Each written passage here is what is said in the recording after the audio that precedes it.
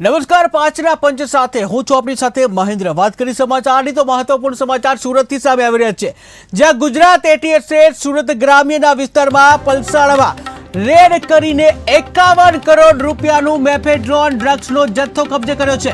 ત્યારે એસ્ટેટના શેડમાં 1 મહિનાથી મેફેડ્રોન જે મેન્યુફેક્ચરિંગ કરવામાં આવતું હતું, ત્યારે ઘટ અને લિક્વિડ ફોર્મમાં મેફેડ્રોન સાથે 3 આરોપીની એટીએસે ધરપકડ કરી છે। ત્યારે આરોપીઓએ 1 મહિનામાં 4 કિલો મેફેડ્રોન બનાવી વેચ્યું હતું, જ્યાં આરોપીઓને કોર્ટમાં રજૂ કરી રિમાન્ડ મેળવી એટીએસ લાવવામાં આવશે। ત્યારે ગુજરાત એટીએસના 2 પીઆઈ, 5 પીએસઆઈ સહિતની ટીમ સુરત જિલ્લાના પલસાણા તાલુકાના કારેલી ગામમાં દર્શન ઇન્ડસ્ટ્રીયલ એસ્ટેટમાં પતરાના શેડમાં રેડ કરી હતી, અને જ્યાં આ રેડ દરમિયાન શેડમાંથી 4 કિલો મેફેડ્રોન અને 31.409 કિલો લિક્વિડ મેફેડ્રોનનો જથ્થો કબજે કર્યો હતો। ત્યારે એટીએસે 51.409 કરોડના મેફેડ્રોન સાથે સુનિલ યાદવ, વિજય ગજેરા અને હરેશ કોરાટ નામના આરોપીની ધરપકડ કરી છે। ત્યારે આરોપીઓ જુનાગઢ, સુરત અને વાપીના રહેવાસી છે, જ્યાં આરોપીઓ છેલ્લા 1 મહિનાથી 20,000 રૂપિયાનો ભાડે શેડ રાખી મેફેડ્રોન ડ્રગ્સનું મેન્યુફેક્ચરિંગ કરી રહ્યા હતા। ત્યારે આરોપીઓમાંથી સુનિલ યાદવ રો મટીરિયલ લાવતો હતો, વિજય ગજેરા ઇલેક્ટ્રિકલ એન્જિનિયર હતો જે રો મટીરિયલમાંથી મેફેડ્રોન બનાવતો હતો। ત્યારે હરેશ કોરાટ બંને આરોપીઓ સોંપે તે કામ કરતો હતો, જ્યાં આરોપીએ છેલ્લા 1 મહિનામાં 4 કિલો મેફેડ્રોન તૈયાર કરી મુંબઈના સલીમ સૈયદને આપ્યો હતો। ત્યારે સલીમ સૈયદને પકડવા એટીએસની ટીમ રવાના થઈ છે। તો સૌથી મોટા સમાચાર સામે આવી રહ્યા છે સુરતથી, જ્યાં સુરતના પલસાણામાં ડ્રગ્સ બનાવતું કારખાનું, ડ્રગ્સ બનાવતી ફેક્ટરી ઝડપી પાડવામાં આવી છે। ત્યારે પતરાના શેડમાં 1 મહિનાથી ડ્રગ્સનું ઉત્પાદન કરવામાં આવતું હતું, જ્યાં ગુજરાત એટીએસે 51 કરોડનું રો મટીરિયલ ઝડપ્યું છે, જ્યાં રો મટીરિયલ સાથે 3 શખ્સોની ધરપકડ કરી છે। ત્યારે શેડમાં 1 મહિનાથી મેફેડ્રોનનું જે મેન્યુફેક્ચરિંગ કરવામાં આવતું હતું। ત્યારે આ સાથે સંવાદદાતા કિરણસિંહ ગોયલ જોડાઈ ગયા છે। જી કિરણસિંહ, વાત કરવામાં આવે કે એટીએસ દ્વારા મોટી કાર્યવાહી હાથ ધરવામાં આવી છે, રેડ પાડવામાં આવી છે, અને એમાંથી જે ડ્રગ્સનું કારખાનું ઝડપાયું છે, ત્યારે શું છે વધુ વિગત?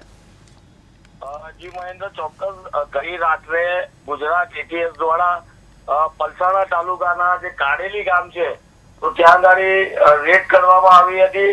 એટીએસ ની ટીમે કારેલી ગામની સીમની અંદર એક પતરાના શેડની અંદર મોટા પ્રમાણમાં એમડી ડ્રગ્સનું રો મટીરિયલનો જથ્થો હોવાની બાતમી મળી હતી, અને બાતમીના આધારે પોલીસ છે જે ટીમ હતી તેમણે ત્યાં રેડ કરતા મોટા પ્રમાણમાં જે જથ્થો છે તે મળી આવ્યો હતો। 51 કરોડથી વધુનો મુદ્દામાલ ઘટના સ્થળથી કબજે કર્યો છે।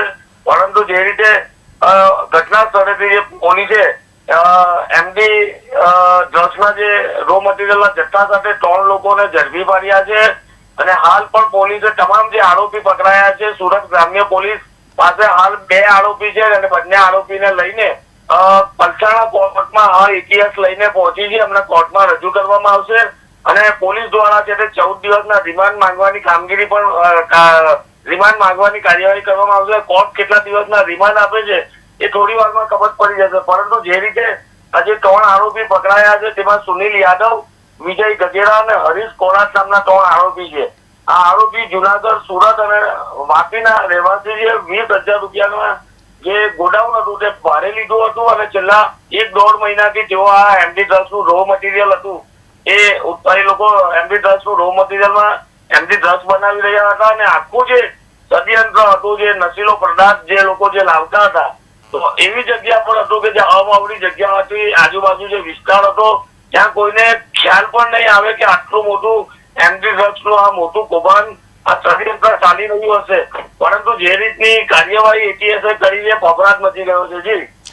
જી કિરણસિંહ, વાત કરવામાં આવે કે મહત્વપૂર્ણ પ્રશ્ન એ છે કે પતરાનો શેડ ભાડે રાખી ડ્રગ્સ બનાવવાનું આખો ધમધમતું હતું, ત્યારે જે આ પતરાનો શેડ કોની માલિકીનો હતો અને આખરે કેવી રીતે આ ડ્રગ્સ જે સમગ્ર પકડાયું છે, ત્યારે મોટો પ્રશ્ન એ છે કે પતરાનો શેડ કોનો હતો? શું તેના દ્વારા કોઈ ચેકિંગ નહોતું કરવામાં આવ્યું?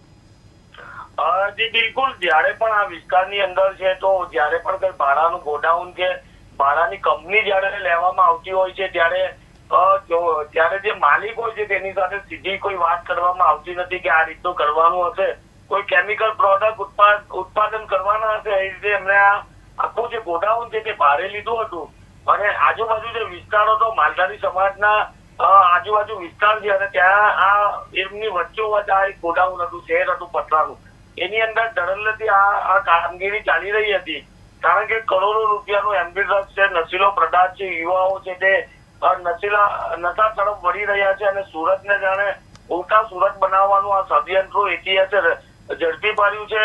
આરોપી ઝડપાઈ ગયા છે અને હવે આ રો મટીરિયલ ક્યાંથી લાવ્યા હતા, કોણ કોણ અંદર હતા અને કેટલા લોકોની સંડોવણી છે. હવે જેમ જેમ પોલીસ રિમાન્ડ લીધા બાદ ખબર પડશે કે ક્યાંથી આ લાવ્યા હતા. આખું જે ષડયંત્ર છે અને માસ્ટર માઇન્ડ કોણ છે તે તમામ દિશામાં હાલ એટીએસ તપાસ કરી રહી છે. જી કિરણસિંહ, વધુ વાત કરવામાં આવે કે અત્યાર સુધી જે બહારથી ડ્રગ્સ લાવવામાં આવતું હતું, પરંતુ હવે તો સુરતમાં પોતે જ જે મેફેડ્રોન ડ્રગ્સનું ઉત્પાદન કરે છે. બહુ મોટી વાત છે આ તો. બિલકુલ મહેન્દ્ર, બિલકુલ સાચી વાત છે. સુરત જિલ્લાની અંદર જે ઇન્ડસ્ટ્રીયલ વિસ્તાર આવ્યો છે, એ વિસ્તારોમાંથી છાસવારે ગાંજાના મોટા પ્રમાણમાં જથ્થા ભૂતકાળમાં મળી આવ્યા છે.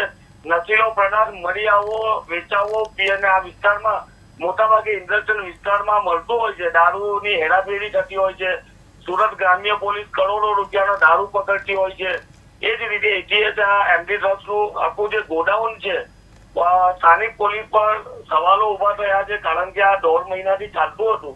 સ્થાનિક પોલીસને કેમ ખબર ના પડી એ દિશામાં પણ સવાલ છે. પરંતુ એક વાત ચોક્કસ છે કે આ રીતે નશીલો પદાર્થ જે ગૃહ રાજ્ય મંત્રી છે તેમના વિસ્તાર છે, આ સુરત શહેર છે, એમાં સુરત ગ્રામ્ય વિસ્તાર છે અને આ જ વિસ્તારના ગૃહ રાજ્ય મંત્રી હોય ને મોટા પ્રમાણમાં એમડી ડ્રગ્સનું રો મટીરિયલ મળવું એ બી એક મોટી વાત છે. જોકે એટીએસ ની જે સફળતા મળી છે તે ખરેખર મોટી સફળતા છે અને એટીએસે જે રેડ કરી અને આ જે લોકોને બેનકાબ કર્યા છે અને હાલ કોર્ટમાં તેઓને રજૂ કરીને વધુ પૂછપરછ કરશે. જી કિરણસિંહ, સમગ્ર માહિતી બદલ આભાર. તો સુરતના પલસાણામાં ડ્રગ્સ બનાવતું કારખાનું ઝડપાયું છે, જ્યાં પતરાના શેડમાં 1 મહિનાથી ડ્રગ્સનું ઉત્પાદન કરવામાં આવતું હતું, ત્યારે ગુજરાત એટીએસે 51 કરોડનું રો મટીરિયલ ઝડપી પાડ્યું છે.